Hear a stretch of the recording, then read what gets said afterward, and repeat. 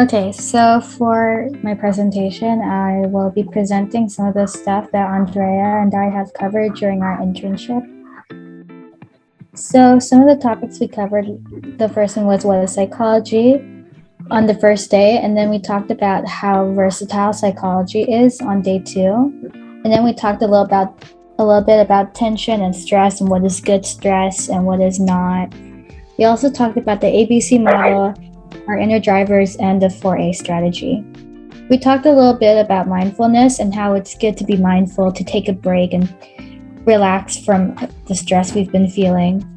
We also talked about how we learn.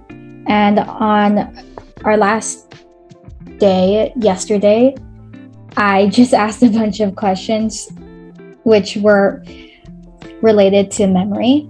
And why am I interested in psychology? Well, I really wanted to learn how I could help people and how I could help myself sometimes, help my family. And I've always really found psychology very interesting. And back on day 1, Andrea introduced a mood tracker to me, and I continued to do it.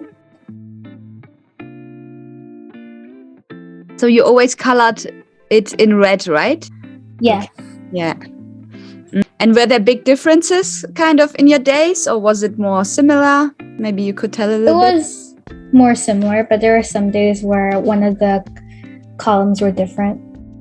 And did you know why some of the days were different? Was it maybe something like happened, something good or something bad, or maybe you don't know why exactly it was like that? Usually it was because something happened, and on the days where I was feeling like less relaxed were the days I had my period or woke up feeling less rested. And is this the first time that you have tracked your mood before? Yeah, I've never really took interest in mood tracking. And how did you find the experience of it? A little bit repetitive. It was interesting to see how my mood changed. It is sometimes it is good because we can't like remember things so well. Like we might feel like, oh yeah, I'm feeling good all the time, or I'm feeling bad. Sorry. But with the mood tracking, it's also always good.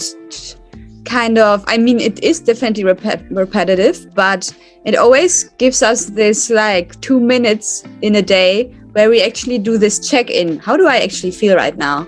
And that's kind of also the good thing about it, because often we don't really ask ourselves the question. And as soon as we start asking ourselves this question, we become more aware of how we feel, how we are, what maybe we need to change or maybe not. So amazing, very, very good, Rana.